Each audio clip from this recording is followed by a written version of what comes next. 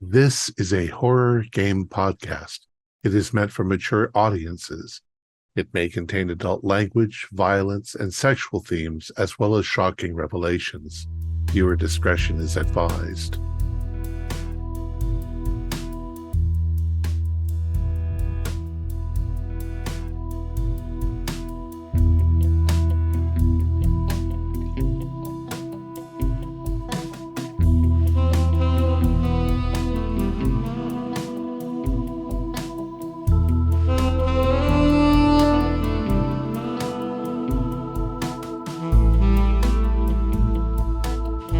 Greetings, fellow investigators, and welcome to our video podcast, Into the Darkness, where tonight, my friends and I will be playing the Call of Cthulhu role-playing game. I'm your host, Thom Raley.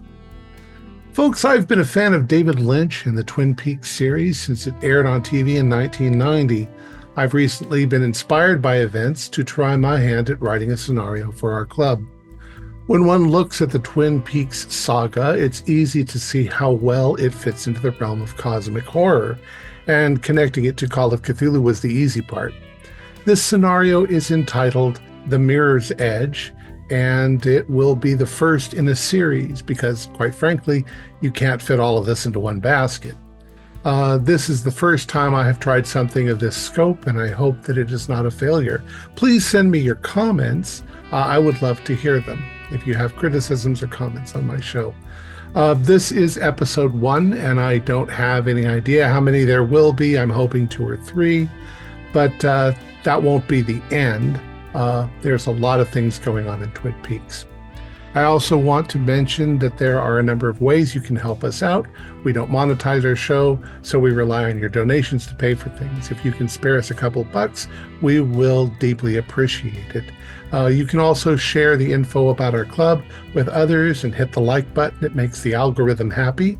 For our Patreon, you can follow the QR code or the link in the description. Thanks for your support.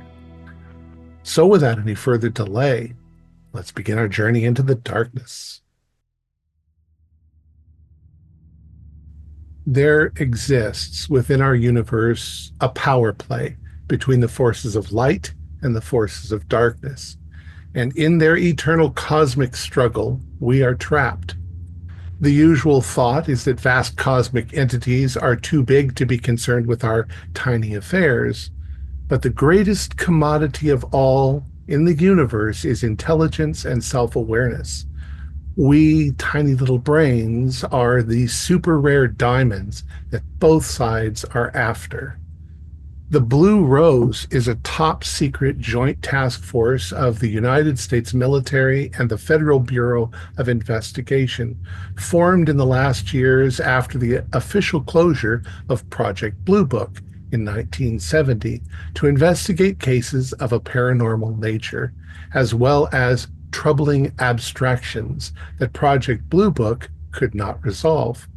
Over the decades, a pattern was noticed that had its center in rural parts of Washington state. A few cases arose that had the taint of the supernatural, and a number of agents were sent in. Some never returned.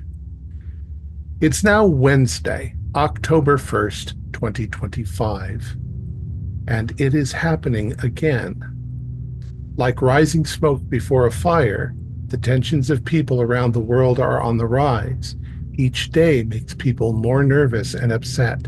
It may be that the darkness has filled the cup and it's about to spill over. Quantico, Virginia, 9 a.m. A few minutes after you arrive in your offices, you receive a text message. Meeting in 10 minutes, Director Altus Wield. You grab a cup of coffee in the break room before you go. The other members of the secretive Blue Rose Task Force are doing the same. You know immediately this is not going to be a routine case. Good morning, everyone. Excuse me, gentlemen. Has anyone seen a taxidermy chipmunk anywhere? Good morning. And not today, Daniel. Okay. Looks like we're getting the band back together. Yeah, it's never a good sign. I'm gonna check if I have some sick time. I'll be right back. Gaz, I think you used it in the last case. Yeah. Nothing's come Arson would across. do that. Nothing's come across my radar already to suggest that we would be jointly needed. Any buzz? Anybody heard any buzz? I don't know. I was looking at some things at a crime scene up in Philadelphia. Had a little bit of a satanic thing going on, but I mean, it was literally just teenagers. So, I don't Yeah, think- not me. I've been tracking a human trafficker for the past 6 months, so I don't think this has anything to do with it. Oh dear. No, I just look at bodies usually. No, social media is full of all kinds of things. So you get your coffee and you wander down the hallway towards the director's office, and the door's open. You step inside. Gaz, Jeff, Dan, Daryl, Russ, have a seat. It's likely nothing, but considering where I have to send you, it may be dangerous. I received a phone call from a friend, Ted Polk, in Twin Peaks. Says the doctor has something weird. They found a guy wandering out of the woods northeast of the town, and his wounds are unusual. Said that's all he knows. I have you booked on a flight out to Spokane. You have to drive up from there. Follow the usual path, but watch each other. Report anything out of the ordinary. I'm afraid that's all I know, but I'm relying on you. And this Ted Polk, he's a resident of Twin Peaks. He is. Not sure what he does up there, but he had our number, so most likely he's been involved in the past.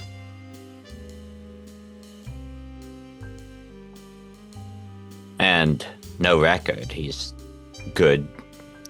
Well, good involvement. Well, I don't know. I mean, I haven't, like I say, that's about all I know. He wouldn't have our number if he didn't have some sort of connection, most likely with a previous agent in the area. Any description of the unusual wounds? Nothing from him. Do we know the doctor already? Has he been in those parts long?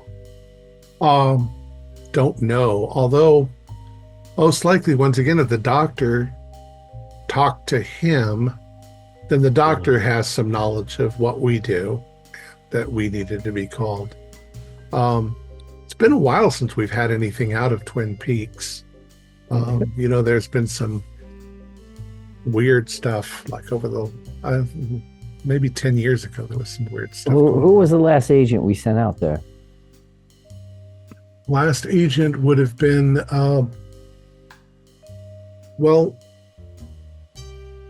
there's most associated name with somebody out there is Agent Dale Cooper.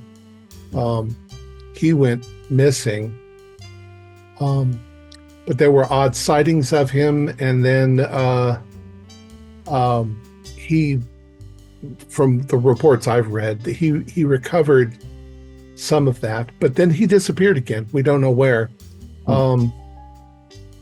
Previous to that, there was Agent Stanley and Agent Desmond. Desmond also disappeared, and of course, the very first director of our organization also disappeared out there. Jeffrey's last name. So something's out there, something to be careful of. But there's a lot of stuff in my own files about that are redacted. So they were being careful. Yeah. It's like we're The town itself is fairly small. It used to be a little bigger, but there were some scandals and stuff that went on there with drug abuse and stuff like that. So a lot of changeover since then. You'll have to just nose around, see what you can find out. Yeah, we're on it. Excellent. I'm personally excited. I heard they have a good eye for stuffing out there. So taxidermy. Your Looking to flight start a small- leaves. I'm sorry. Your flight leaves at noon, so you've got a few hours before you have to go. Looking to start a small business out there, Daniel? Well, I look to Alt, or I look away from Alt towards Jeffrey. I wouldn't be against it. I've been told it's beautiful country out there. It's northeastern Washington. Where are we staying? Are we booked somewhere, or do we have to find lodging when we get there? I haven't booked anything. Right. It's about a 6-hour flight to get out there, and then you're going to have a 2-hour drive to get up to Twin Peaks from Spokane. I'll take care of that, Russell. All right. Well, hopefully we have the cards, right? The FBI cards. Put anything on the tab. Do we have a number to reach Ted Polk at when we get there? Do we have contact info for him? Oh, sure. Yeah, here's great. that. He hands it to you. At least that's the return number that he called from. Probably talk to him first, then head over to find out who this doctor is. Guessing he's the fellow they said is at Calhoun Memorial. So all right, so at the major hospital there. Okay, great. It's probably the coroner. all right, Is the man So- that they found alive or dead? alive Oh, but that's- unresponsive. oh, So John Doe. maybe it's one of our missing agents.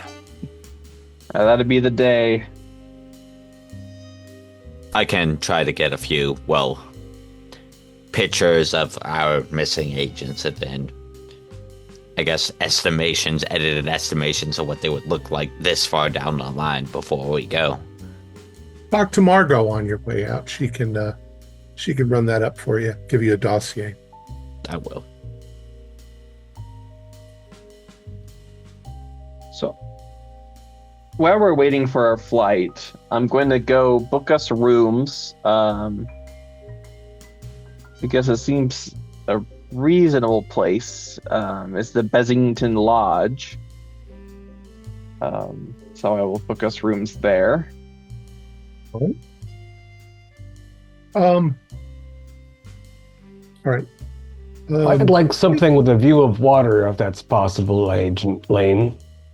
I will put in a request. I'm going to make the reservation. Much appreciated. When you put in the reservation, the concierge, whoever you're talking to, says that, oh yes, there's a beautiful view of our waterfalls. It's Excellent. quite beautiful. Yeah, I'm checking on my phone. I'm looking up their website. That's a beautiful fireplace they got there. Nice. Because the whole place is decorated in kind of northern Native American motif. Paintings and wood carvings and totems and things like that inside. It looks quite modern, quite beautiful. Is that a backflow and folklore? It definitely looks like it has check it been out. refurbished a few times. Mm. You also run across the fact that it used to be called the Great Northern, but it was bought out by Mr. Bensington. So now it's the Bensington Lodge. Mm. If you have a good umbrella, you should bring it along. This time of year, it'll probably rain all the time. Yeah, I want to swing by my apartment and pick up some things before you'll get it packed, just to have some things. Beautiful country, like, might bring some hiking boots. Yes, hiking boots, I think, would also be optimal. Take all my I gear. want to try to find this Ted Polk on social media. Checking Facebook, Instagram, TikTok, anything. LinkedIn. Yeah, you find a website, and the website is Ted Polk And the place that he runs is he runs a hair salon in Twin Peaks. Ted Polk's I gave it a name. It's Ted's Hairstyling and Barbershop. Nicely coiffed. I'm going to take a look again, like on my smartphone. I'm taking a look if there's a local paper or something in Twin Peaks. See if there's any mention of somebody being found or anything. See if I find any recent news articles that are of interest. There is a we'll call it the Twin Peaks Gazette, and you don't find any news about it. Okay. Before I go to my apartment and pick up again the standard hiking equipment and probably some additional like plastic covering as I'm forensics, I would like to go to. Is Margot trusted by Blue Rose? Yes, pretty much. Okay, I would like to go to Margot and Margot. I would like if you could send it to my FBI email, my laptop. Mm-hmm. I would like every file you have on the missing agents, the missing Blue Rose agents, and if you can obtain, age advanced pictures of them. Okay. Just in case. She does that. In most cases, the age advanced pictures would have them as quite old at this point. Coop went there 35 years ago. So it's been a while. The other agents were previous to that. So, but you get their modern picture and their aged picture. It's a necessary precaution, and I will forward those to my fellow agents. And as far as information on them, there's a lot that's been redacted. Jeffries was originally the director of the Blue Rose. He was the first appointed director of the Blue Rose task force. He went missing in Argentina while he was investigating something that's redacted. He also has occasionally made a reappearance as if he had gone underground and then resurfaced, like it was necessary for him to hide his existence even from the Blue Rose task force until he had discovered things. However, he hasn't been seen for a long time at this point. Agent Desmond was investigating the murder of a Miss Teresa Banks. That was in Wind River, which is in the southwest corner of Washington. And the last known location of him is he went to a trailer park and never came back. Nobody knows what happened to him.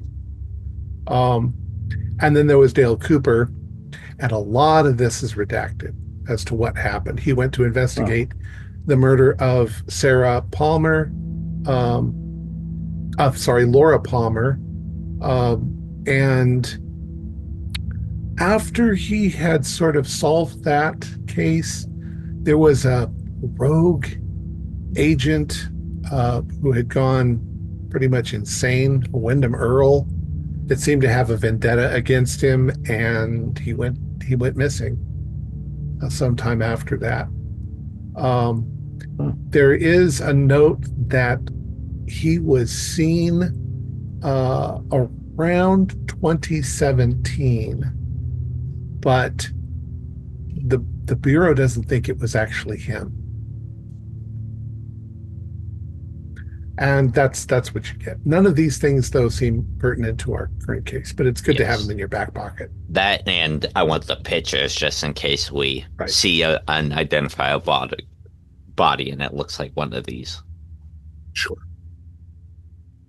All right. So You get whatever you need, whatever gear you need. You head for the airport. You have first class um, uh, accommodations on the airplane.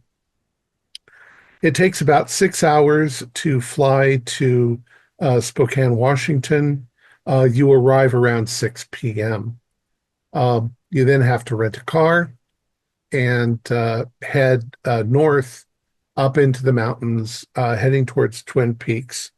It takes a couple of hours, and you arrive around 8 p.m. And we'll have you arriving at the beginning of the town. So you have to drive through the town to get to your hotel. You can see various things if you're not just stopping somewhere. There is a double R diner. There is shops like you'd expect. Of course, most of them are closed at 8 p.m. And you can see on the distance that it sort of rises up into a cliff, and there's a big hotel on top with a huge, beautiful waterfall next to it. That's your destination. You also see the hospital, Calhoun Memorial, and you see the sheriff's department. So what would you like to do first? Agent Lane, how is the restaurant at the hotel rated on the internet? 4.2 stars. Yeah. I don't know. That diner looked pretty nice. There's really nothing more iconic than an Americana than a really good diner. That's why I asked. I thought that diner looked rather cheery. The diner has 4.9 stars. I personally think the diner would be better for breakfast. I would like to look at the hotel decor, but... Well, yeah, we should get checked in, and we probably should reach out to Mr. Polk as soon as we can and find out about this doctor. But what do you think, Gaz? We shouldn't do anything on an empty stomach, my mind.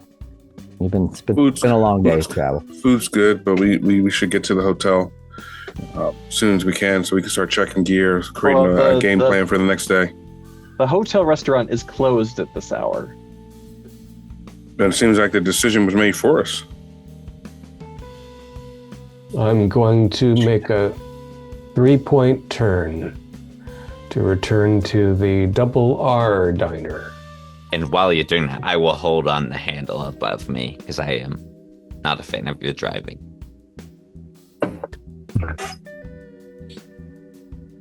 All right. So you drive back to the Double R, and it is lively. There's quite a few cars parked outside. There's some high schoolers, with their cars, sort of chatting in the parking lot. There's the normal clientele you see going in and out, men and women and groups and families that probably live in the area. You go inside and there's a jukebox playing. The music is nice and it's not too loud. You are greeted by one of the waitresses. She says, please, have a seat anywhere and we'll be right with you. You find a booth that can accommodate you 5 people.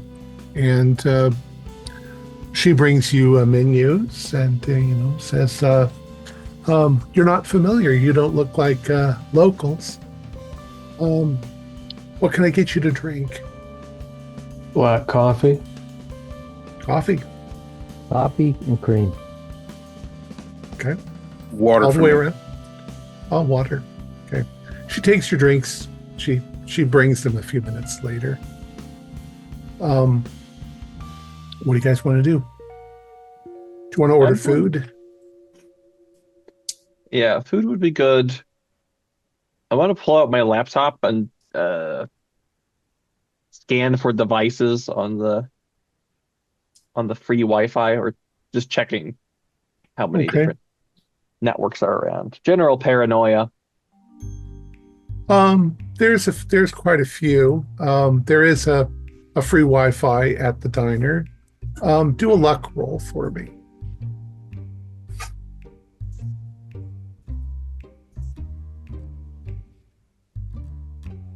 Well, 51, I'm not that lucky. There seem to be 3 or 4 other people in here on their laptops as well. Some of them look like they're writing and so forth. The Wi-Fi is a little sketchy. It's not. It's working, but it's not super fast. We're having a quick and efficient meal because we do need to get to the hotel and unpack and whatnot. But yeah, 4.9. I think it seems pretty fair. Yeah, Not perfect, the food's but- the coffee's good. The pie is good. The food is good. The waitresses are all friendly. It seems very efficiently run. You don't overhear any odd conversations because people are just usually polite and quiet and reading and talking to one another. There's no violence. There's nothing odd that happens. So you're in there for maybe 45 minutes. And then what's next? You can head up, or what do you want to do? Yeah, I think it's time to get to the hotel. All right. You drive up to the hotel. It's got a nice parking area. When you get there, it looks like they charge for parking, but you can probably get that validated inside. You go inside. It's a spacious lobby. It's kind of in the browns and oranges and Native American motif on the walls. You go up to the concierge, and it's a gentleman. He's like, "Oh yes, can I help you?" Yes, I am Special Agent Jeffrey Lane. I believe I spoke with someone on the phone earlier about reservations. Yes, we've been waiting for you. We're going to put you on the second floor. You had said something about wanting a good view of the front. We've got you all right next to one another. Are you guys going to take 5 rooms, or are you going to double up? I booked us 3 rooms. Okay. I imagine there's agency policy about this sort of thing. Probably 3 is all they'd pay for. Yes. Yeah. Two people per room whenever possible. Short straws, everyone? Oh, I'll be fine doubling up. Don't worry. We'll all be fine doubling up, but we might as well make it fair. Grab some straws from the bar. So you got rooms 210, 211, and 212. You guys can decide who's in each room. Well, Daryl, looks like you got the straw. We can rotate if it's more comfortable, but might be easier just to leave our things where they're shelved. Well, hopefully we won't be here too long. So you're given key cards, and you go up. The rooms are nicely. They're good accommodations. They're a little old-fashioned in the way they're sort of dressed up, like from the 80s or 90s. But they're comfortable. The beds are soft. The rooms are clean, and the bathrooms are fairly spacious. They have tubs and showers. And they got a good view looking out over the river and waterfall. You're at the top of the waterfall, so you can't really see the falls itself, but you can see the river down below. The white noise of the crashing water is, I imagine, soothing when one sleeps. Yeah, nice. We have a little balcony town in any of the rooms. Sure, yeah, you have balconies. And it's not too cold. I think I'll sleep on the balcony so I can acclimate to the weather. Okay. With a blanket, so of course. I'm not it's- crazy. Right. So we'll say it's approaching 10 p.m. Is that your intention to go to sleep? Actually, you have jet lag, so you're 6 hours, or what is it, 3 hours? For you, it's 3 hours. It's 1 a.m. 1 a.m. Yeah. I Get a think fresh start tomorrow. I Well, We should make arrangements to speak to Mr. Polk. Tell him that we're around. And that way, if he has something urgent to tell us, Yeah. we That's a won't good wait. idea. All right. I will. Is there any like taxidermy animals in the room? Yeah, there's some odd things. There's a rifle hanging up over the bed with little deer feet holding it up. And there is a pheasant that is part of a lamp on the table with its feathers sort of, spread out. I will fall yeah. asleep, lying on my back and looking right into the eyes of that pheasant on my lamp.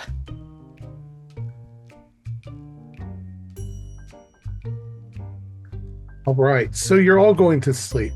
Unless Mr. Polk has something that he wants to tell us. Yeah, we're gonna give him a call first, I think, and then. Oh, you're going to give him a call. Well, the only phone number that you have is for his hair salon. Which I'm however, sure we there's- passed in town and saw was dark. Yeah, there's a phone book. So, well, no, there's not a phone There's book. a You just phone. look up- Yeah. All right, A you do relative to find Pat. his phone number. Yeah. You ring it, and a voice comes over the other line. Hello? This is Agent Cross of the FBI. We've been sent out after you made the call. Oh, wow. Yeah. When are you going to be here?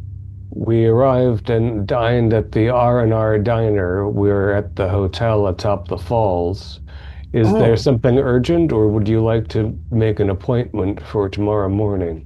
Well, I don't really know that it's urgent. There's a guy in the hospital. I can tell you this: the guy in the hospital, they found him up in the Selkirk area of the mountains, and the police found him. They brought him in. Doc Chandra took a look at him, and he called me because he said there was something weird about the guy's condition. He doesn't talk, but he seems to be kind of, what did Doc call it? REM sleep. He won't wake up, and he seems to be acting out violently. I think the doc said he was going to have to strap him down or drug him or something. But he said there were some really strange things about it, that he thought that I could call the people that I knew because it doesn't seem like something normal, and that you would know what I was talking about. He said something about what was it? He gave me a phrase to say. I hate this sort of stuff. He says it's like in the Chinese story, love finds a way, or something like that. Does that mean anything to you? Love finds a way. Anybody? Love finds a way? Sure. Doesn't mean anything to me. We'll cogitate on that, Mr. Polk. All right. The fellow's stable? I don't know. I'm not a doctor, but apparently, I mean, he's there. How long ago did Dr. Chandra call you? He called me this morning, early. The guy, I guess, came in last night. The sheriff's office brought him in. I don't know. You can talk to Dr. Chandra. It's he's the head of medical. He's the head of the hospital. And you could talk to the sheriff. Her name is Lynn Truman. Yes, I think we'll give the sheriff's office a call, and we'll speak to you after we've spoken to the authorities. All right. Yeah, if you want me there, I could come by on breakfast. We'll drop by your shop in the morning if that's convenient for you. Okay, yeah, it opens at 9. Thank you very much, Mr. Do you want me to Paul. bring the Bookhouse Boys? I haven't gotten to that part of our dossier yet. Who are these individuals? Oh, well, we all kind of work. We're kind of a. It's a long story. Maybe I'll tell you in the morning. But we've all worked with your people before. I see.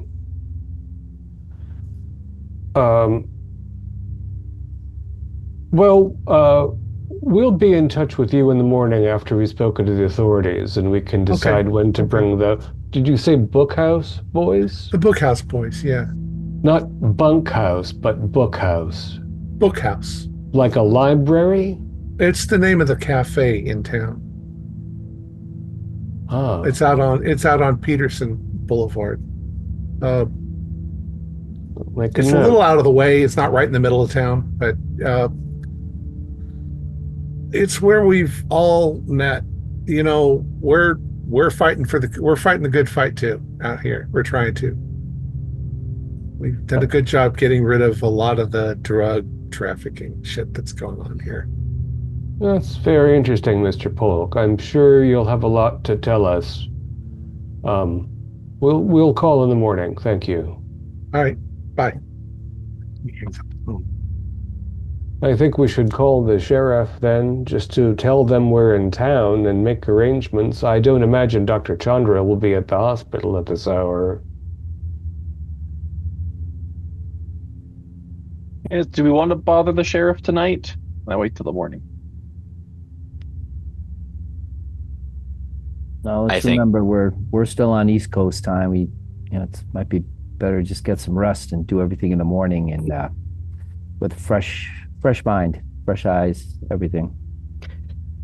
My only concern, while I do think we should be well rested, is that if the local authorities don't know that we're around, they won't reach out to us if something should change. That's a very good point. Maybe we should alert them. What was her name? Sheriff Lynn Truman. Truman. I've seen that name somewhere before. He was a president in the middle of the 20th century. Yeah, but I'm thinking something related to this town. I don't know. No, maybe. I'll figure it out later. It's a thick dossier.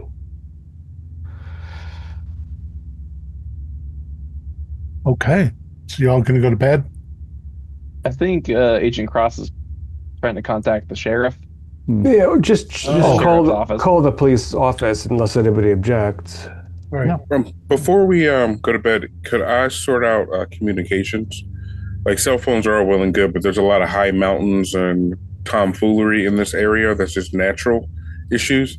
Could I set what I would want to do is give everyone radio communication, and then tomorrow what I would want to do is set up a relay box or tower on one of the higher peaks, so that way that'll reach everyone. So that way we can always have communication if something goes awry. Okay. Good plan. That will involve probably quite a bit of hiking. But if that's what you want to do, sure. Okay. Should do a luck roll.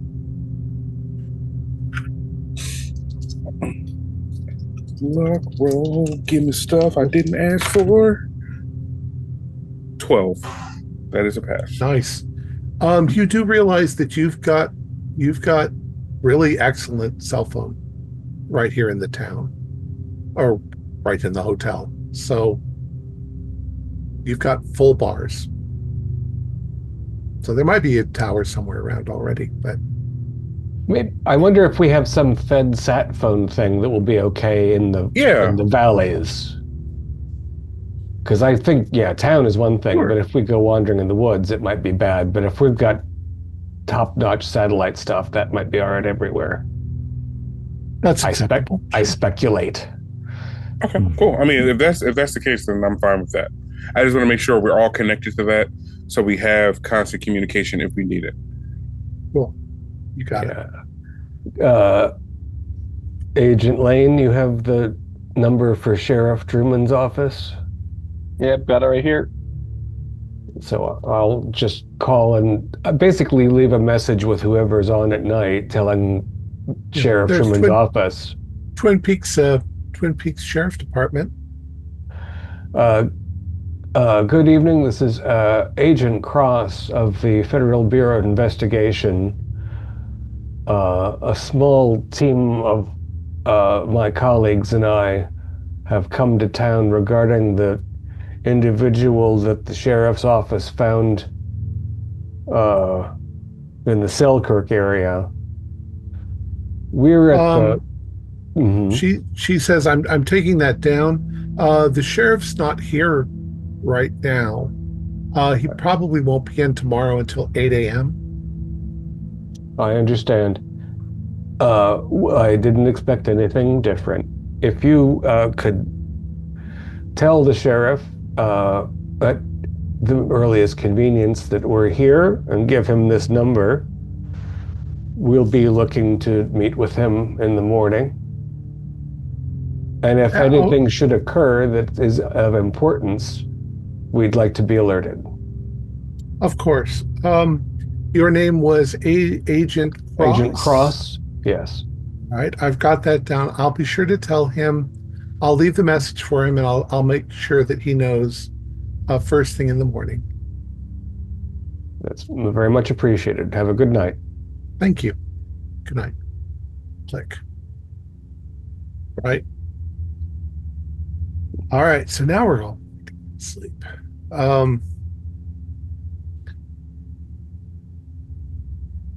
You find the beds are quite comfortable. The air up here is quite clean, fresh smelling. There's the vague smell of, dried leaves and so forth in the air. It's very nice. It's kind of almost sweet flavor to it. I'd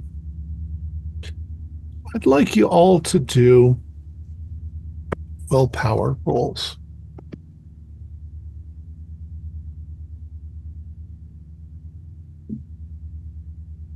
How? 16 is one shy of an extreme success. Okay. 43 is regular.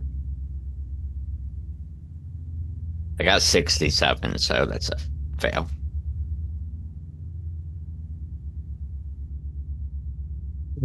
Can't hear you, Joe. Sorry, I was on mute. I got a 43, but was that power or power? How? Yeah. Pow. Okay. That is a fail. 43 over 35. And I got a 28, so that's a hard for me. okay. Oh, so we got a regular, a hard, and an extreme. If I spend 1 point of luck, Oh, is that worth doing? I'll do happily you spend want it. to? Do you want to spend Yeah, I'll spend 1 point. of luck? All 1 right. point won't hurt me, right? So, Agent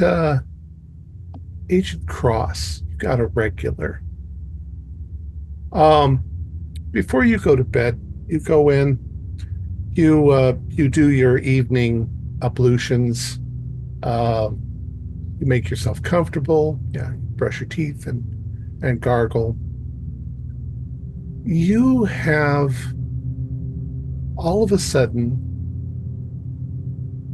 you become very still as you're standing there, and you have the strange feeling that something is watching you. You have that sort of feeling on the back of your neck, the hairs stand up a little, as if something is watching you. You look around, you don't see a thing. I'm going to do one quick, silly jump to see if anything moves. Nothing moves. Ah. Yeah. All right. Nerves. But it does give you a little bit of unnerve, and you don't know why. It seems completely irrational. Gaz, you also, as you're getting ready to go out onto the balcony, you get the odd feeling that there's something behind you. And you kind of mentally convince yourself that did nobody come through the door while your back was turned. You search the whole room and everything in it. You look under the bed, and the feeling just doesn't want to go away. But it's just quite unnerving. Um, Special Agent Jeffrey, you're also in the restroom. You are looking into the mirror, and the woodworking on the wall behind you, see it in the mirror. You could swear that the pattern in the wood texture changes and warps and twists, and there is a face. It's grotesque, it's wooden, it's looking at you. But when you turn, just out of the corner of your eye, you actually catch it going back to normal. Yeah, there's definitely a presence here in the walls, in the wood. I'll go up to where the face was, and I'll feel the wood there. Is it warm or cold? Actually warm. Kind of warmth that might come from friction.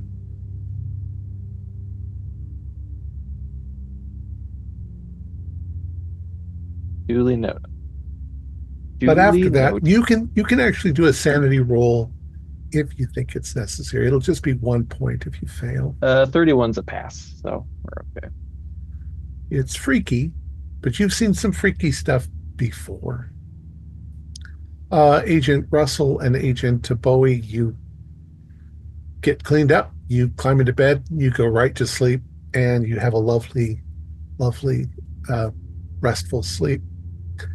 The other three, you also have a fairly restful sleep. You put it out of your mind and you go to sleep. You all wake up the next morning, we'll say around 6:30 a.m. You've kind of trained yourself. As soon as that light starts to rise outside of your window, or in the case of Gaz, overhead, you just wake up and you feel pretty good. What do you guys want to do? I'm gonna quickly arrange like the items I have into like the hiking boots and stuff into like a go bag. So if I need to switch into them, I can. Then I'll head out to meet the others. Okay. Something we didn't establish earlier, but we can just say it now. You probably rented an SUV or something like that in Spokane, which you've got outside. Enough for 5 people easily. Russell will just do his morning routine, the shower, probably enjoying the amenities. Just do a shower, a shave, get They ready. have excellent water pressure. So Perfect.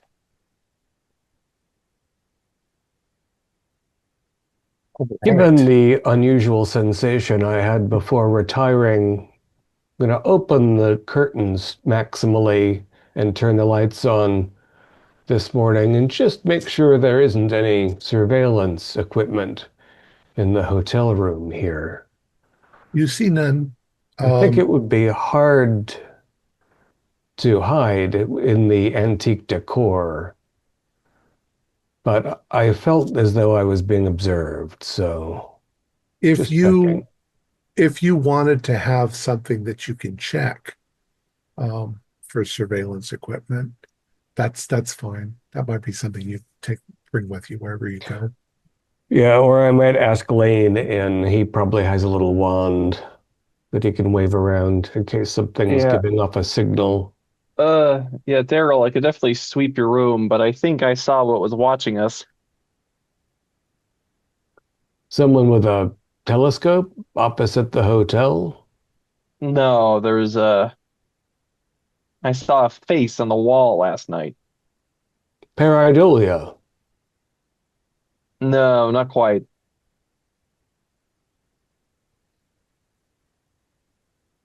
Something else, maybe. Orange too tired. But yeah, I'll sweep. I'll sweep Daryl's room. Nothing. Oh, looks like you're clean.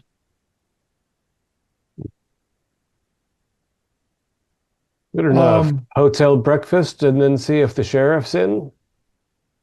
Seems reasonable to me. Sounds like a plan. Do it. I'm gonna try that. The hotel wasn't open last night. I want to try their food. okay. Oh, you go downstairs. They have breakfast service. It's complimentary for the hotel, but it is served restaurant style. It's not get your own. So whatever you want to eat. Once again, the food is excellent. The coffee is delicious, and the staff is very friendly. I'm checking out the local the Twin Peaks Gazette, whatever they've posted this morning. See if there's anything of interest. And also There weather. is nothing in the newspaper. You do notice, just as you're finishing breakfast, there is a rather well-dressed gentleman that comes in like he owns the place, and he goes up to the concierge and says a few things. He goes around behind the counter. You see him walking around. He's a tall man, about 6'2", nice hair, a little bit of gray in it, and he is pleasantly looking, pleasant smile. You hear people call him Mr. Bensington. What do you want to do? Well, I think we need to get a move on. So we should go by the sheriff's, stop by Ted Polk's, and then go to the hospital. I think that seems reasonable to everyone else. I can't think of a reason to speak with the owner of the hotel other than, you know what I mean, just because it's not what we're here for. Yeah. I'll leave a tip behind on the table, but then I agree with Lane. We should get going. Yeah. All right. So you're heading towards the sheriff's office. Sheriff's office is, down the road and to the left. It's not a big place. You figure something this big has probably at the most 4 jail cells. They just have to deal with local problems. There's a cop car out front, it's parked, and you can see a few other employee cars that are probably inside. You go inside, and directly on your left, there is a little reception window. There's a little room here. There is a gentleman sitting behind there. Looks like he's taking notes. So, yes. Can I help you? Hello, I'm Special Agent Jeffrey Lane. These are my associates. Yes. I've got a message here that says that you're here to see the sheriff. Yes, that is correct. Let me go ahead and get her. And she gets on the phone, or he gets on the phone. Sheriff, those agents are here to see you. Yeah, I'll send them in right now. You can go, it's through that door to the left, and then it's the first door on the right. Thank you very much. All right, you go through, and you get to a little office, and there is a sheriff inside. It's a lady. She says, "Gentlemen, I got a message last night that you were here. This is about the fellow at the hospital." It is. Well, we want to cooperate with you. We were hoping to find out a little more. What I know is John Doe. We were just hoping to find out a little more information, where you found him, anything unusual. Well, Well, one of the rangers, a couple of the rangers were out on patrol. They found him near the Colville Reservation, which is northeast of Twin Peaks. Is he Native American? Oh no, he's not. Approximately how old would you say he was? Oh, I'd say probably in his 30s or 40s. We thought, our first thought, or the first thought of the Rangers, was that he was an escaped prisoner. There is a correctional facility up in that area for the Native Americans. But they checked and there was no missing prisoner. So they brought him to Calhoun. They said that he was cooperative, but he wouldn't respond, and that when he got to them, he just fell into their arms. They had to carry him to their car and take him to the hospital. He's in pretty bad shape. He looks like he might have been out there for a while. He has no identification. We've labeled him John Doe 78. We've taken fingerprints and we've taken blood samples and we're running them through CODIS for DNA and so forth. And the info might come back in a few hours. We can inform you when it does. That'd be great. I'm going to give her a card with cell phone and all that to give us a call. You said he was taken to the hospital. What were the nature of these wounds? Well, he had cuts and scratches all over him. His shirt was bloody. His clothing in general was pretty torn up, like he had been running through brambles. Lots of minor cuts all over himself. Also, one of the rangers, Ranger Hall, said that he kept mumbling something, but it just sounded like nonsense, and was mostly in whispers. He couldn't understand any of it. Guy seems out of his mind. How was he dressed? Was he appropriately dressed for someone who might be hiking through the woods or camping, or? Well, yeah. I mean, I would say that he was dressed, for somebody who was, probably hiking or something like that. But there wasn't a lot left of his clothes. It was pretty torn up. He had a lot of blood on his back and on his legs. But we're pretty sure it was from the wounds that he'd been inflicted. He'd obviously been traumatized by something, and he just stumbled out. He wasn't running when he came out of the woods. He was just sort of stumbling with a glazed over look on his face. And look at everyone the other age. Does it sound like a bear attack? Perhaps. Could have been. Though most of the wounds weren't that big. But the doc will probably be able to give you a more clear definition of what happened. Did you retrieve anything from him? Anything in evidence? Nothing. No identification or anything like that. And can you show us, and I'll find, maybe have a local map. Can you show us where he was found on this map? Sure. And I assume Ranger Hall has GPS coordinates so that our associate can go to tracking, but a general idea would be helpful. Sure. And there's probably a big map on the wall.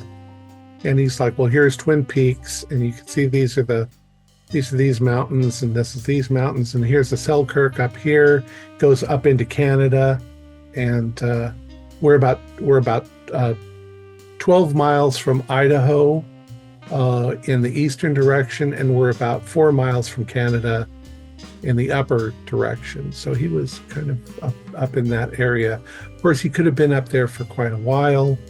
He could have come from Canada. He could have come from Idaho. We don't know. To your knowledge, is he being treated for exposure as well as these injuries? Honestly, I don't know what the doctor's doing for him, but I'm sure, the doctor's a great guy. Dr. Chandra, been in town long? Oh, yes. He's been here for 5 years. Do you have a lot of border crossings from Canada around here? Well, we used to have quite a drug problem, and there was stuff going back and forth. A lot of that's been cleared up. Yeah, sometimes, people making their way back and forth. Was he found near a recognized border crossing trail or other No. snowmobile trail or hiking trail? No, the area he was up in, it's a beautiful part of the country, but it's camping and hunting and fishing and things like that go on up there. Is there any current hunting season? Yeah. I just wonder if we should wear orange if we're going to track around there so as not to be inadvertently fired upon by an enthusiastic local. It's not a bad idea, although he wasn't wearing orange. Barely clothed at all, you say? No. What were his... Oh, and Hall said that he smelled. Do you have a smell of body, or was it something? Oh, he said that he smelled like he'd been in a fire. But as far as I know, there's no fires that have occurred up in that area. Not this time of year. Can we see him? Of course you can. Yeah, he's at the hospital. Good. Is he conscious? I have no idea. Apparently, the doc said he's like catatonic, except that he's shifty. They've had to sedate him. I smelled like he'd been in a fire. Do you mean like maybe around a campfire and camping? Or I don't know. Like the smell of that's what Hall said to me, and we're gonna have to talk to Ranger Hall too. I think after we go to the doctor. Well, Ranger Hall might be hard to get a hold of right now, but I mean he comes into town every evening. Okay. But a lot of times he's out on looking around. Is he a federal park ranger? Yes. What's He's the also you mentioned bears earlier. The thing is, what we got mostly is brown bears and black bears, but grizzlies do sometimes come out of the Selkirk Mountains. Of course, if a grizzly had gotten a hold of him, it would have probably killed him. What's the state of the border crossing? I'm assuming is there a road border crossing, or is it just paths through the woods to Canada? As you know, things ever since 9/11 have been, especially in rural areas, have been really tight along the borders. And with the current normally from Twin Peaks, you would have to go back down out of the valley, back south to the Big River, and then follow the Big River up to Canada. They're pretty strict, but we don't have the kind of funding to put a lot of people on where we don't have a lot of illegal immigration. It happens, but there's only so many people and so much money. Yeah. And it's outside of our jurisdiction anyway. So that's the next county over. Of course, you could climb across the mountains. There's nobody up there to stop you. It would be long and hard and cold, and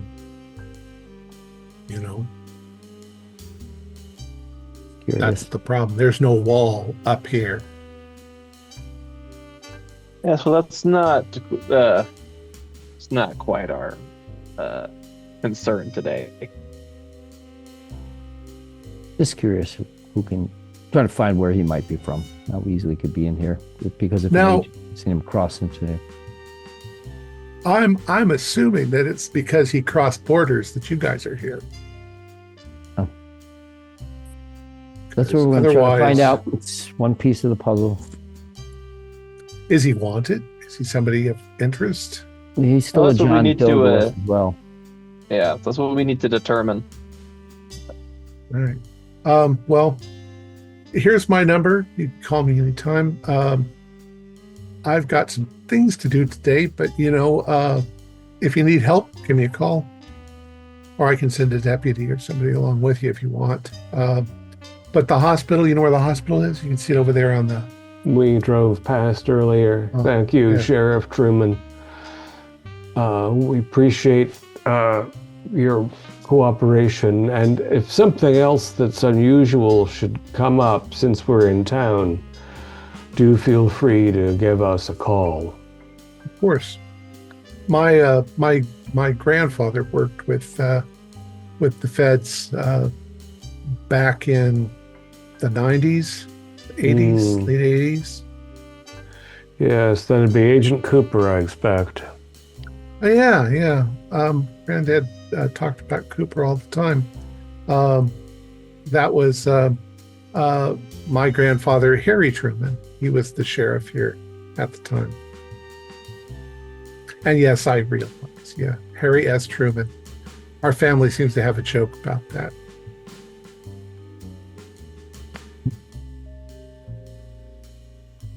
Well, thank you again, Sheriff. We'll send Dr. Chandra your regards. And if something comes up that your office should know about, we'll be in touch, of course. Of course. All right, so you leave the police department. To go next. Why the hospital? The hospital, yeah. Do you want to go talk to Polk? Well, he didn't open till 9, and the sheriff's was open at 8, and we breakfasted early, so I imagine we can... That's a fair point. To the hospital first. All right. So it's not a large hospital. It's 2 stories. So it's not a very big one. There's a few people, people parked in the parking lot. You walk through the front door and there's a couple people at reception. Some of them look like they've been injured. Some of them maybe fell down. One lady has a nasty cut on her hand. They're all being taken care of by the triage before they go to see the doctor. Yeah. Can I help you? The nurse behind the counter says. Hello, I'm Special Agent Jeffrey Lane with the Federal Bureau of Investigation. What can I do for you? Are you injured? No. We're here to see about a John Doe who was brought in yesterday. She looks through her paperwork and she says, "Oh yeah, you want Dr. Chandra. Let me page him." So she goes through that rigmarole and she says he'll be down in a few minutes. You can wait here in the reception area. So after about 10 minutes, the elevator opens. A man comes out and introduces himself. "Hello, I'm Dr. Arav Chandra. I'm glad you're here." He says, "Yeah, well, I didn't expect 5 agents, but I contacted Polk last night, or yesterday morning. That was quick. Must have gotten on a flight right away and flew out here." Yes, we like to be prompt. So, how do you know that Polk had such connections? Well, Twin Peaks is an odd place. And I knew that he had connections mainly because, well, he sometimes likes to talk. He said that there are secrets that he can't tell, but he worked with some of your agents years ago, and I don't know. This one was weird, so I thought I should tell him. It's not what it appears to be. I'll let you see if you realize what's really weird about this. Come on upstairs. So the police brought him in yesterday, uh, fairly early. I guess he had come stumbling out of the mountains. He was uh, he was responsive to, people telling him what he needed to do. Come here, do this. But he's got a completely catatonic look on his face. He kept going from awake to asleep, like he couldn't quite gain consciousness. We put him in a hospital bed. And he almost immediately went into REM sleep, his eyes darting around underneath his closed lids. And then he began throwing punches and screaming and shaking. So we had to restrain him. And I put him on diazepam and haloperidol to calm him down and to try to get him to sleep. But as you'll see, he doesn't seem to be making a good deal of it. It's like he's sort of locked in that nightmare sleep. The door opens and he takes you into a private room. And there, lying in the bed, is this gentleman. And he is labeled John Doe 78. He had no identification. You can see he has cuts all over himself. We don't know. And as you look at him, you see that his eyes are, in fact, rolling around underneath his eyelids like somebody who's having a dream. He jerks and spasms a little bit, but he's strapped in so that he can't hurt himself. There's an IV, and they're feeding him oxygen so that his breathing is okay. There's a monitor on the side with his vitals.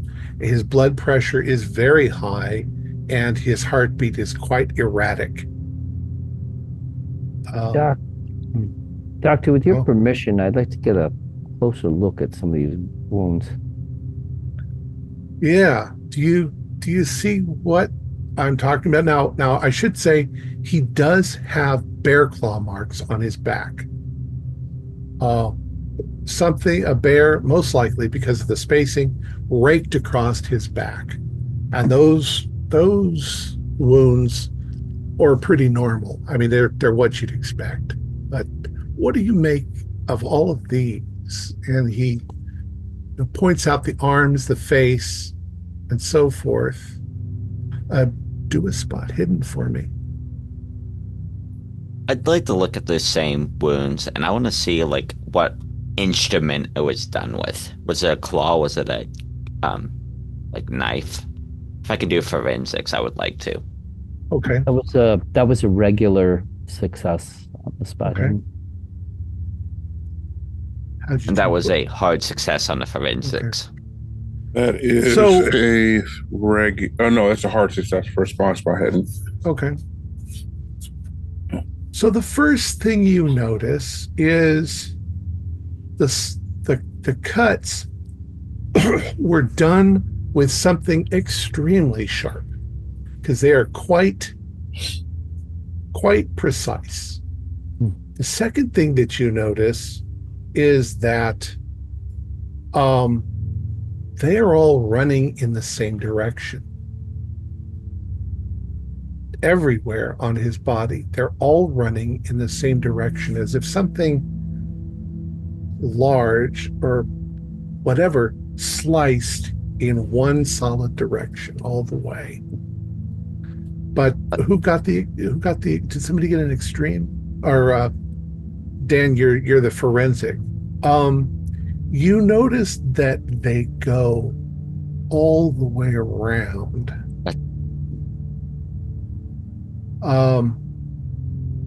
And the doc says, I think you see it, don't you? That's pretty weird. And he says, and now I'll show you the really weird thing.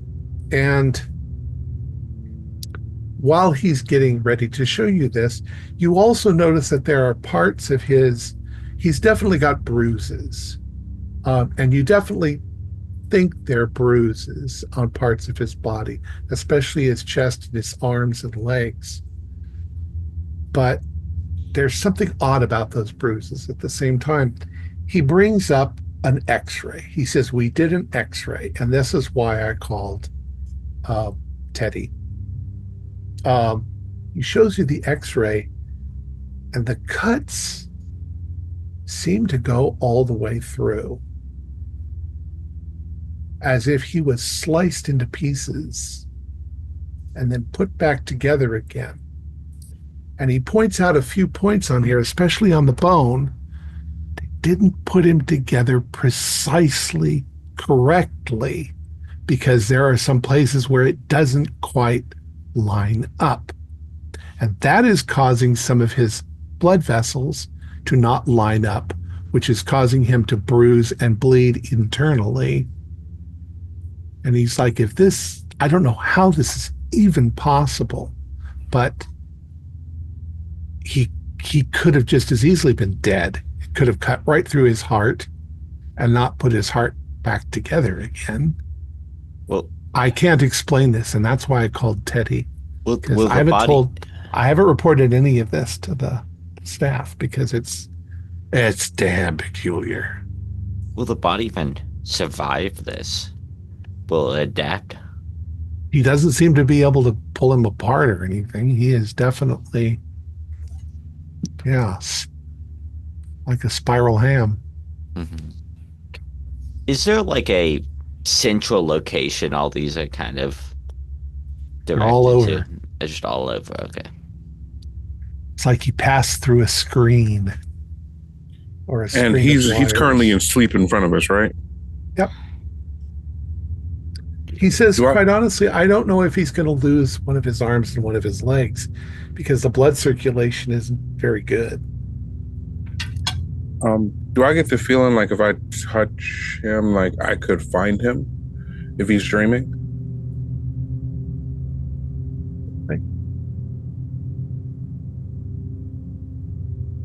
Is that something that would have to be done alone, or can I do it like now? I mean, you tell me. You don't necessarily have to be alone. There's noise because of the machinery and the hospital noise. Okay. So I'll try to see. I mean, I know I won't be able to like just without like real effort, like find him, but at least get the feeling that it's possible. Like he's close enough that I can find him. Okay. So what are you going to do? I'm going to walk up to him and I'm gonna take his hand in like both of mine, and I'm gonna like close my eyes and try to concentrate. You take his hand, and he definitely seems to react to it. He squeezes your hand, but you don't get any impressions. It doesn't seem to work like that, but you definitely get the feeling that he knows you're there.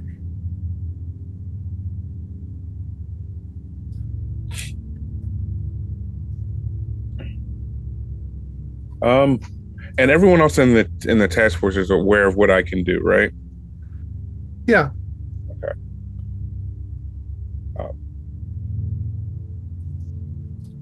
Dr. Chandra, I assume you have Mr. Doe's, the remains of his clothing and footwear somewhere? Yes, we put it in a bag over here. It's quite torn up. I think we should have a look at that as well. If it isn't sliced through, then we have a further mystery. In fact, it is sliced through. Although there are places where it lines up wrong. I'd like to take a small glass to the, I assume it was boots? Yeah. He was wearing? Let's take a magnifying glass to the boots. And you should look at this, Dr. Boy. I was just gonna say, while he's looking at the boots, I would like to look at the clothes themselves to determine an era of the clothes. They're all modern. But Agent Darrell, you look at the shoes where they're sort of sliced. They're also dirty. They're filthy. First, you think it's mostly caked mud, but suddenly get a very strong whiff from the boots. It smells like something's burnt, like burnt motor oil.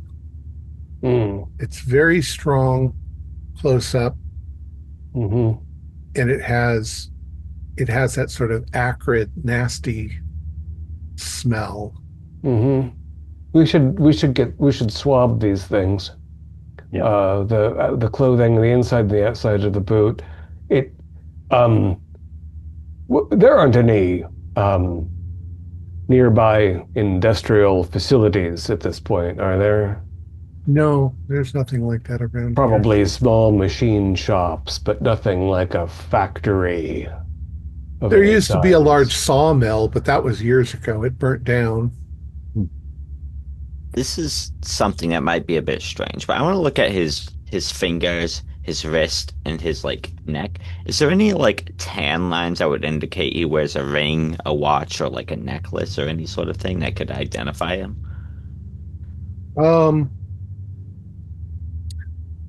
Do a luck. Okay. That's a 47 under 55. Okay. It does look like he's got a spot on his hand where there was a ring on his left hand, but there's no ring there now. Looks like there might have been one there recently.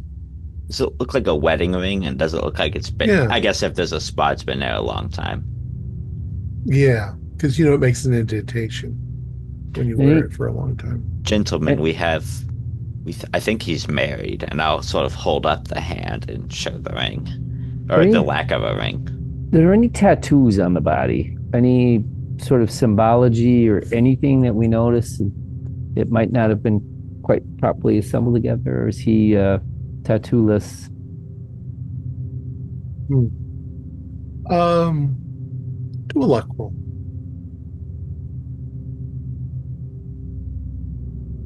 Is a 94. That is a fail. Oh, yeah, he has no tattoos on his body. What about dental records? Have we taken x-rays of his teeth or make a mold? No, we haven't done that.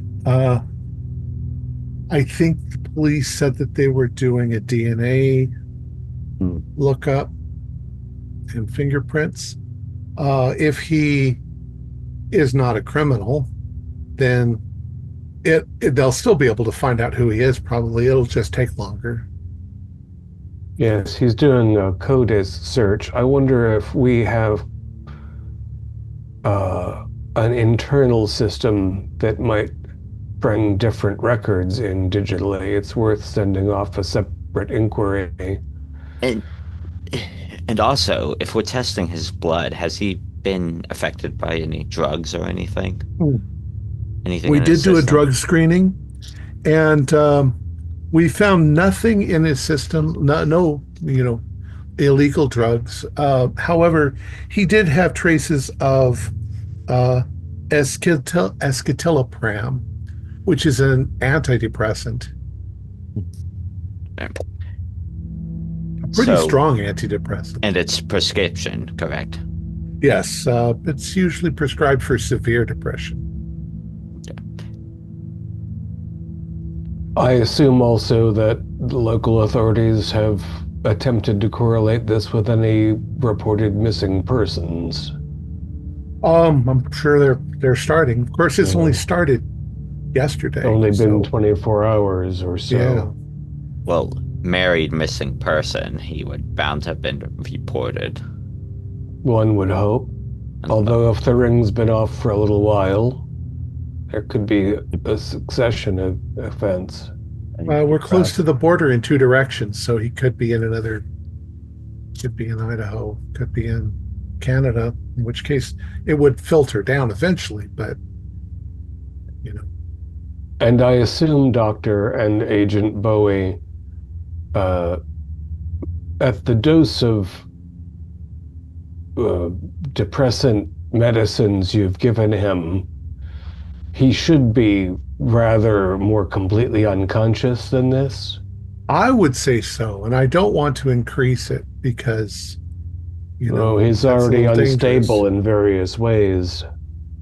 He was quite, I'd say on the realms of pretty violent, as if he was trying to fight something. I think the haloperidol, I forget my medication, but the haloperidol, I think, is supposed to sort of try to paralyze him, not really paralyze, but to keep him from swinging. Dampen. But we've had to keep him restrained. He seems to be having some horrible dream. Well, on that regard, Agents Burnett and Lane, I'm going to attempt to I'm going to lay a hand on Mr. Doe, but I might find it shocking, so if you could be aside me, I'd appreciate that. Will do. And instead of taking his hand, I think I'm gonna put my fingers up, like under his ear, closer to the dreaming part. You touch him lightly, and at first you don't feel anything. He's chilly, like his circulation is obviously off. But then there is a moment, and you all see this.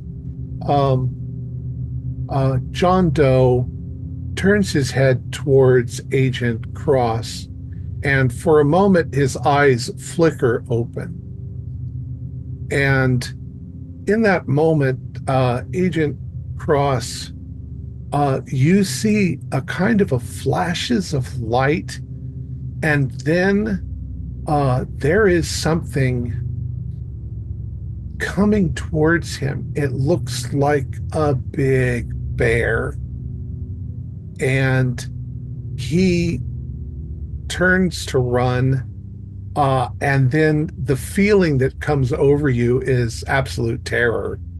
You have to break connection with him, and you're shaking. You can do a sanity roll. Sure. Regular. Okay, just 1 point.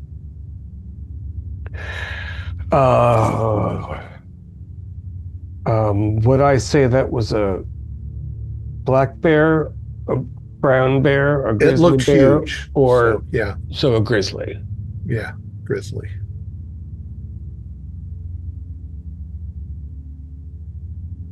What was it?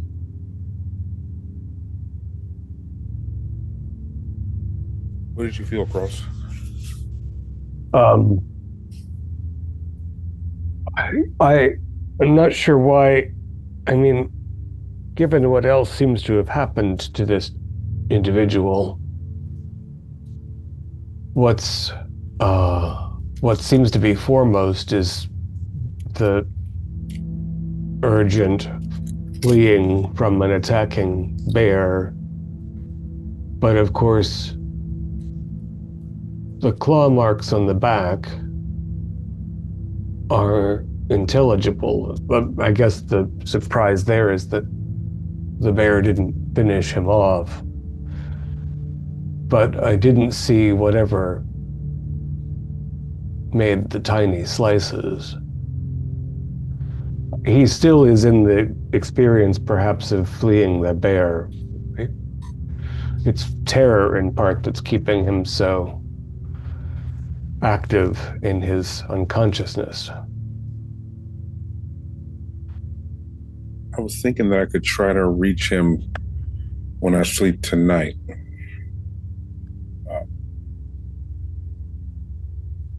It's going to be hard now. Like, I'm all wired and awake. I was thinking about using that energy to head out and see if I can find the ranger while he's out there. But I think he's there because it seemed like I got the feeling like he recognized that I was there, and then now you did what you did, and I think he's close. I just think we may need to go in and get him, if that makes sense. Guys, I can smell motor oil burning. It's getting stronger. It's getting stronger in here. That usually is not a good sign. For those, you guys would know this from us working together, but I get senses of things when there's trouble with fire-related things and burning. Depending on the smell, it could be like, oh, we're going to be around a pleasant campfire or around a nice fireplace, or it can smell like some kind of tragedy, some kind of serious event. And it's not good right now. I'm apparently being overwhelmed by a burning motor oil smell in this room. That's what none of you can smell it. Yeah. But that is what his clothes smelled like. Yeah. Well, it's just not to this degree. Not to this degree. And yeah. So somewhere Agent Burnett, should we scramble or? I'm not sure. It could be now. It could be later. There's something happening here. I'm not sure. I'm still trying to figure out my powers too with the keeper. So I just want to. And having never experienced them before, like, what's like the time frame on these things? I know something bad is happening, but I'm just not sure what the time frame is. Is this something that will come back later? You don't have any answers. You don't know. Okay. I you don't guys know. are all saying this in front of the doctor? He's looking at you a little odd. You are FBI, right? Yes. We are. Burnett worked undercover at some point, so there's a certain sense where Burnett will smell something and it'll remind it's sensitivity to the things around you. There is a reason, Dr. Chandra, that you told Mr. Polk about the situation. Yeah. In the same way that your patient's continued survival seems an impossibility.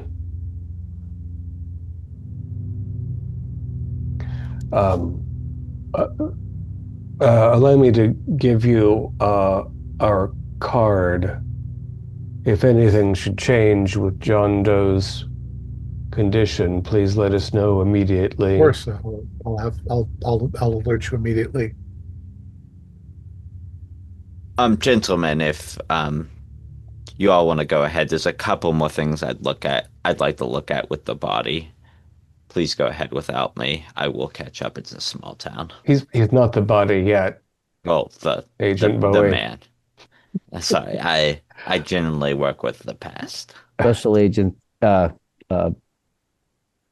is on his way out. He just wants to get some fresh air outside really quick, so he kind of just leaves and goes out into the hospital.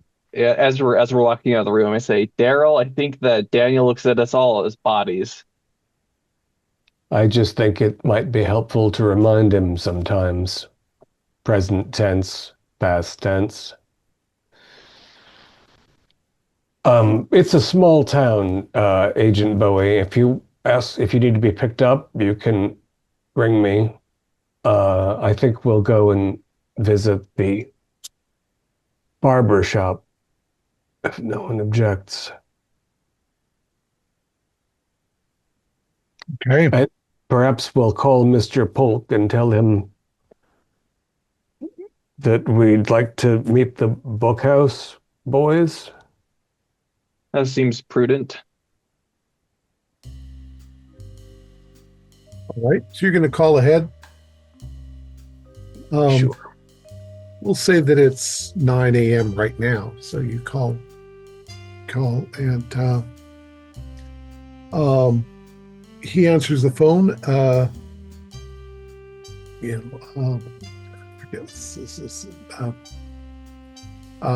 Teddy Polk, hairdresser. What can I do for you?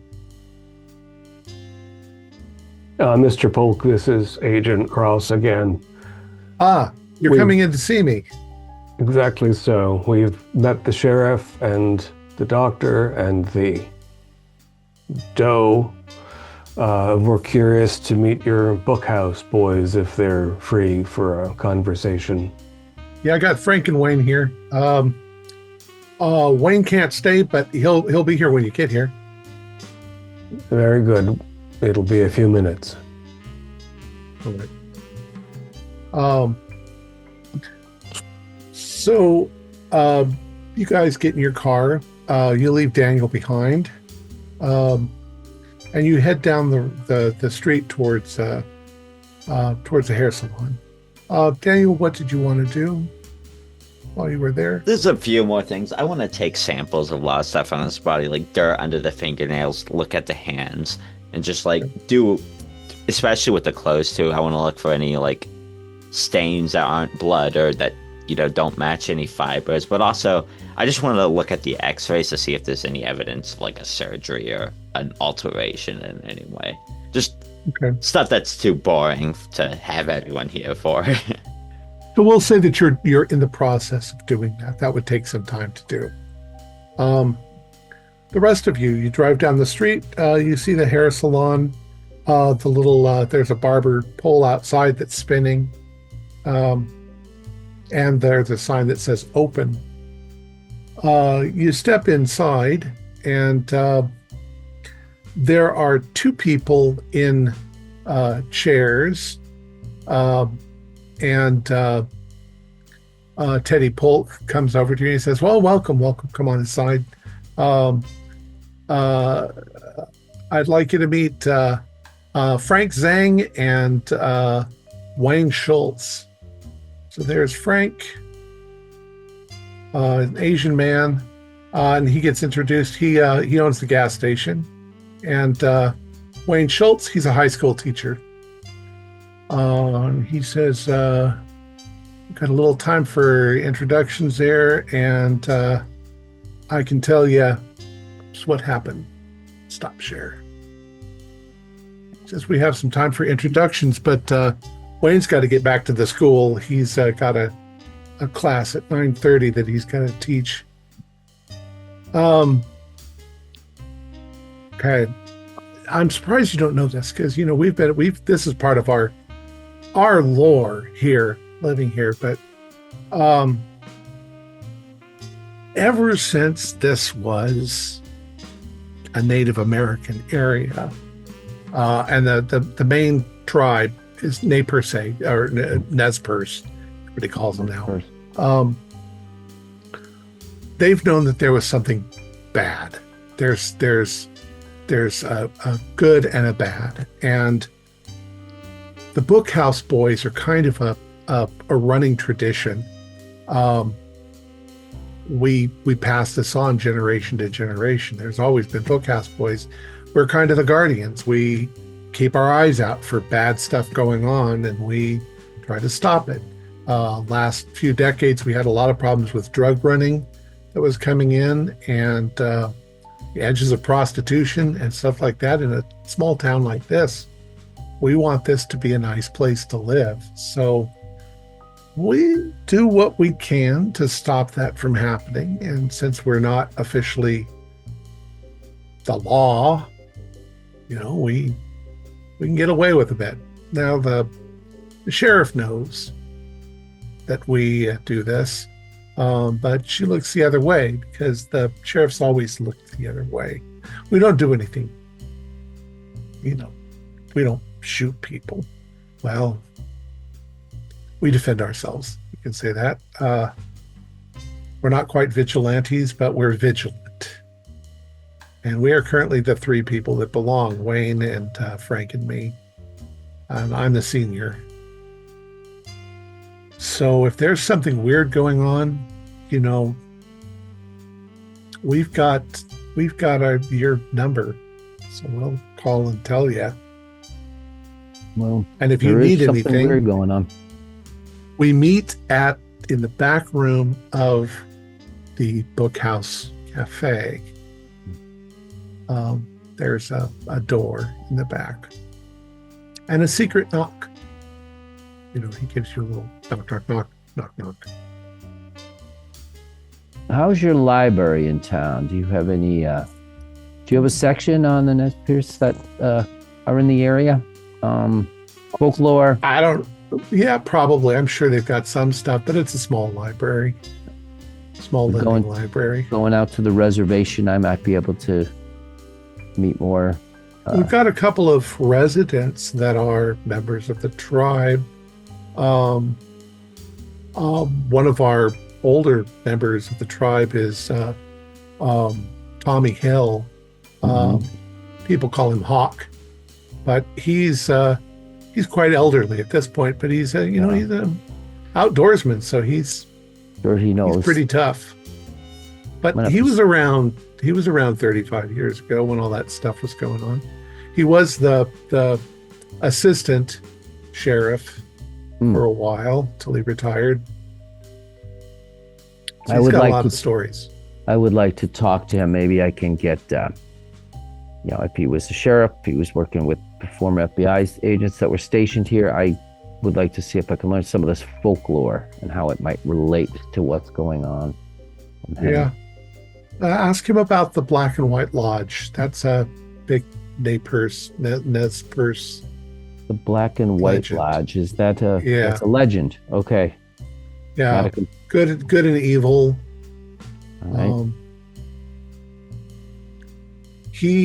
His religious beliefs, he believes that has a lot to do with the stuff going on here. Yeah. And he's getting that, of course, from his people. Mm-hmm. Now, what do the Bookhouse boys believe about this? These legends and things. Any truth to them? You know what? we're not saints or anything. We're regular people. We don't want things like drugs and things that bring in a bad element into the town. So we keep our eyes open for the normal stuff, and when we see the weird stuff, we call you guys. And that, from what the doc said, that guy in the hospital is pretty weird. Did you see him? Yeah. Pretty weird, huh? It's pretty weird. So if you need anything, another person you can really rely on in town too is the Major, Major Edwards. Major Edwards. He lives here. Don't think that he's married, but Army? I think Air Force. Air Force. Is he retired or? Oh no. He's quite active, but it seems like we've always had at least one military person in town. I think he has a base somewhere, but he's kind of quiet about it. You guys like your secrets. Good base. So the Bookhouse boys have only an oral tradition of your long-standing protectorship of Twin Yeah, we Peaks? don't write things down.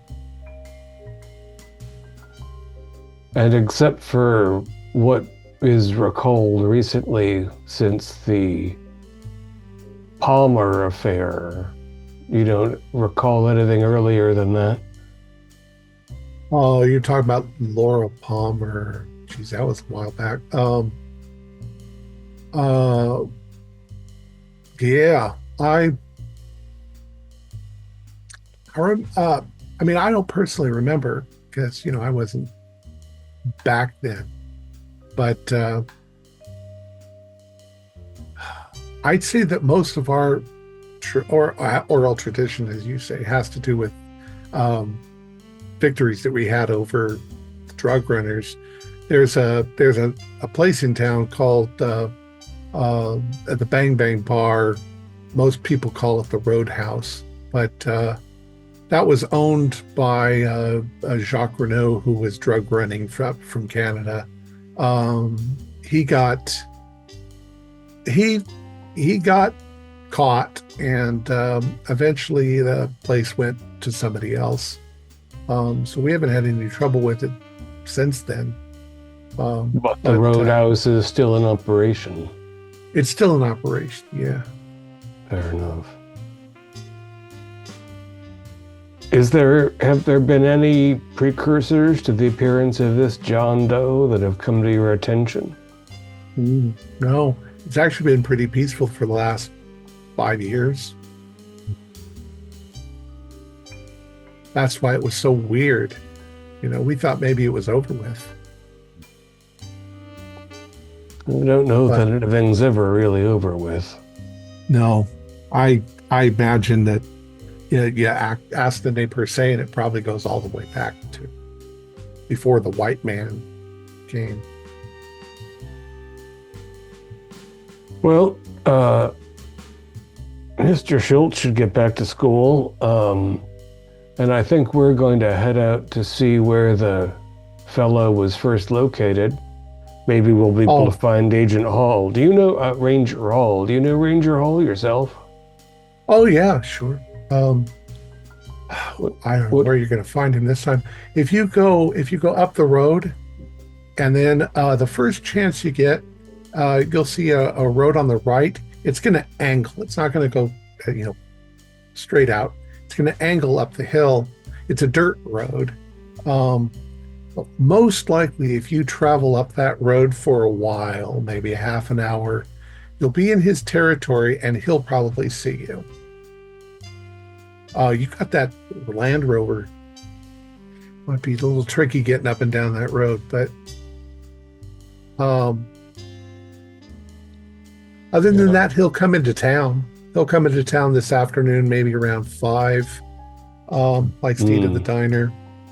If we're not around at that hour, then you should see Ranger Hall. Give him our number, this number. Tell him you're looking for him. Yeah, cool. We'd like to speak.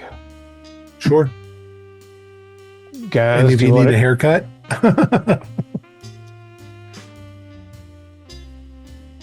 Sir, we're FBI. We're rarely in need of a haircut. I mean, when we're in town for a while.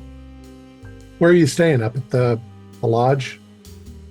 Yeah. Seems like about the only place. Do you recommend anything else? No, that's a pretty good place. Nice accommodations. That's got a history of it. I think your Agent Cooper stayed up there. I think he got shot up there. Seems worthy of note. It's a really big case file. Huh.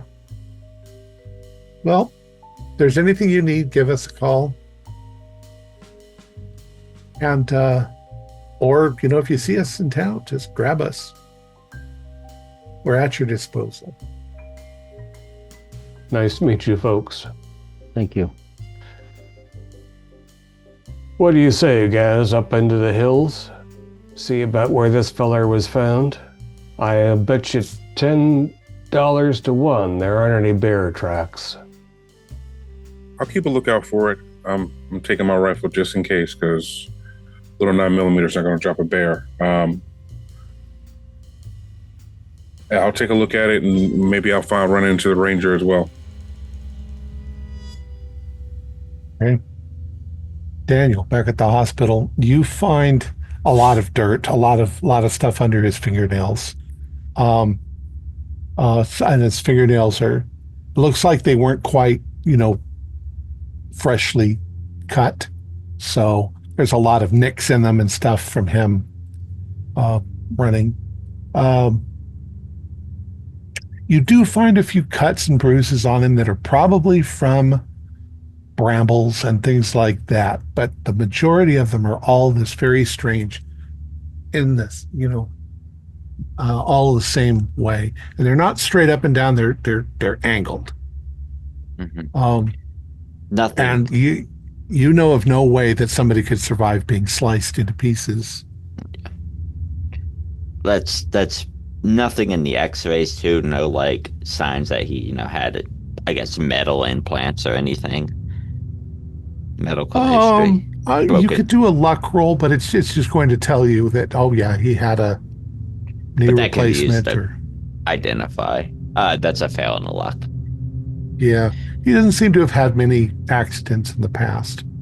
Yeah. And then, just as I'm sort of going through this, I turn to his clothes on the table. I assume they're still there. I want to look for any stains that are out of place, but I also want to pick them up and kind of get a feel for them. And if I'm lucky, if it happens at this point, I might get to see deeper into this object.